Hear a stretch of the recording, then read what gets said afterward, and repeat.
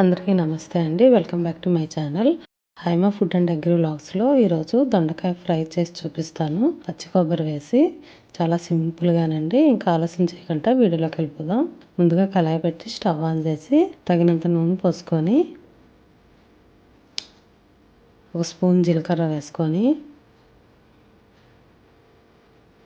పచ్చిమిర్చి, ఉల్లిపాయలు, వెల్లుల్లిపాయ రెబ్బలు వేసుకొని ఇది రోస్ట్ అవనిద్దాం.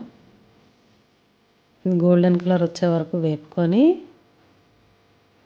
ఇందులో ఒక రెమ్మ కరివేపాకు కూడా వేసుకొని వేపుకొని ఇట్లా సన్నగా ఈనులాగా కోసుకోవాలి. దొండకాయ ముక్కల్ని కోసుకున్న తర్వాత ఈ దొండకాయల్ని పక్కనివ్వాలి. బాగా మీడియం ఫ్లేమ్ మీద పెట్టుకొని మూత పెట్టుకొని మధ్య మధ్యలో తిప్పుతూ కలుపుకుంటూ ఉండాలి దొండకాయల్ని.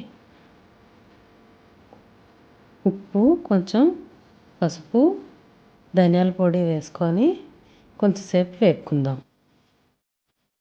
ఇట్లా మధ్య మధ్యలో మూత తీస్తూ కలుపుకుంటూ ఉండాలండి. దొండకాయ మెత్తపడే వరకు ఇలాగే వేపుకోవాలి. మా ఛానల్ కానీ ఫస్ట్ టైం చూసినట్టయితే సబ్స్క్రైబ్ చేసుకోండి, షేర్ చేయండి, లైక్ చేయండి. ఇది పప్పుచారులో కానీ సైడ్ డిష్ కింద తినొచ్చు, చపాతీల్లోకి తినొచ్చు. కారం సరిపడగా వేసుకొని ఇట్లా కలుపుకోవాలి. ఇట్లా కలుపుకుంటూ ఉండాలండి. మూత పెడుతూ మూత తీస్తూ కలుపుకుంటూ ఉండాలి.